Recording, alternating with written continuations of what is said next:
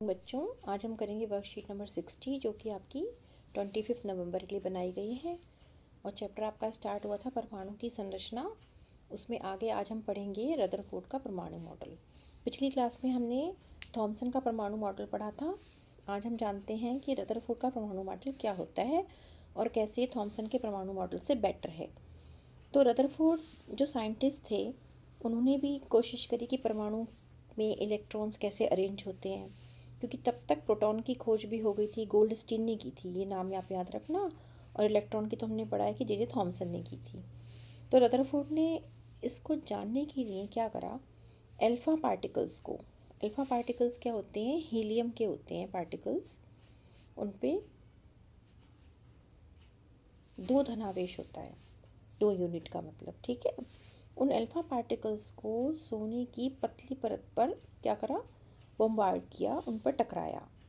तो अपने प्रयोग के माध्यम से उन्होंने दर्शाया कि एक परमाणु में अधिकतम खाली स्थान होता है और इलेक्ट्रॉन नाभिक के उस खाली स्थान में कौन रिवॉल्व कर रहा है, इलेक्ट्रॉन रिवॉल्व करते हैं चारों ओर वर्तुलाकार मार्ग में, सर्कुलर मोशन में। ओके, तो अब देखिए कि ये प्रैक्टिकल उन्होंने कैसे किया और मॉडल कैसे दिया।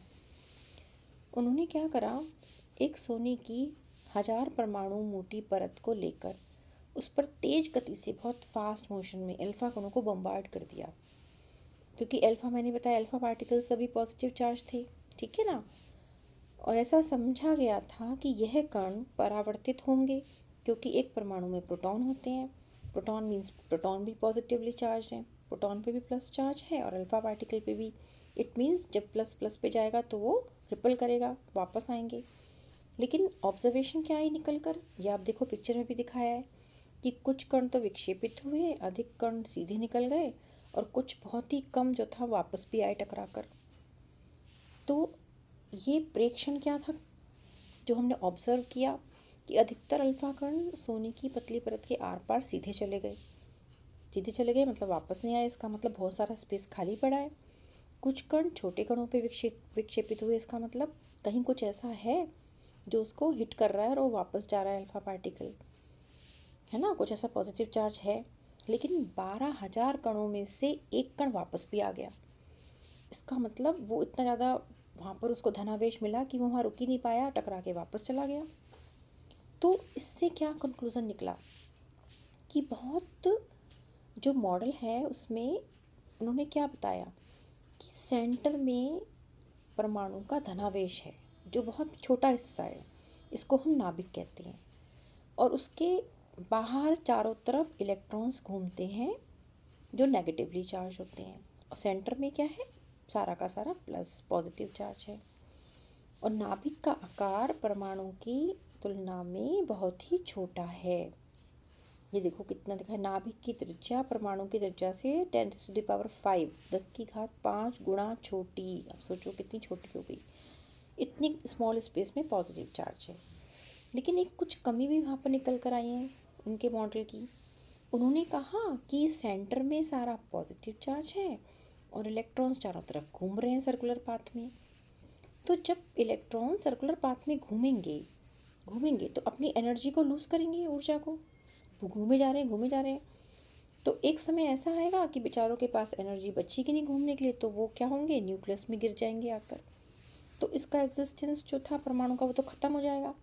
अब प्लस चीज़ में सारे इलेक्ट्रॉन तो डिस्ट्रॉय हो गए, तो बचा क्या बाहर, कुछ नहीं। तो ऐसा हो सकता है क्या, नहीं।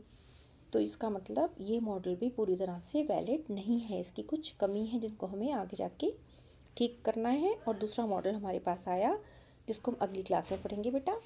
अभी हम करते हैं क्वेश्चन आंसर कि रदरफोर्ड ने अल्फा कण प्रकीर्णन के प्रयोग में किस धातु का इस्तेमाल किया, किस धातु का, सोने का। ओके, Au गोल्ड होता है, सोने की धातु का इस्तेमाल किया। रदरफोर्ड द्वारा किए गए प्रयोग के परिणाम क्या थे वो आप यहाँ से लिखेंगे, हमने डिस्कस किए थे, ये सारे उतार देंगे। ओके बेटा, अब देखिए इस मॉडल के अनुसार परमाणु के नाभिक में और वर्तुल मार्ग में कौन से अपरमाणु कण होते हैं।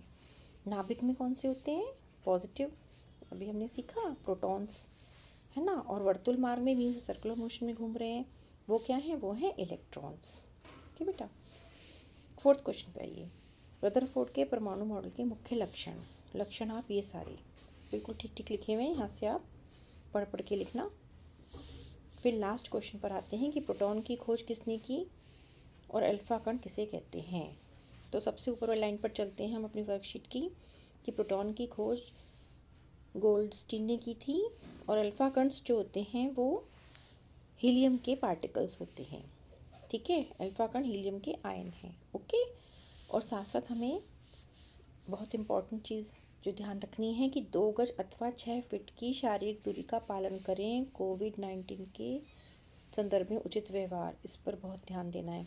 घर से बाहर जाएं तो मास्क लगा कर जाएं। ओके बच्चों, तो अच्छे से क्वेश्चन अटेम्प्ट करके भेजना। Thank you.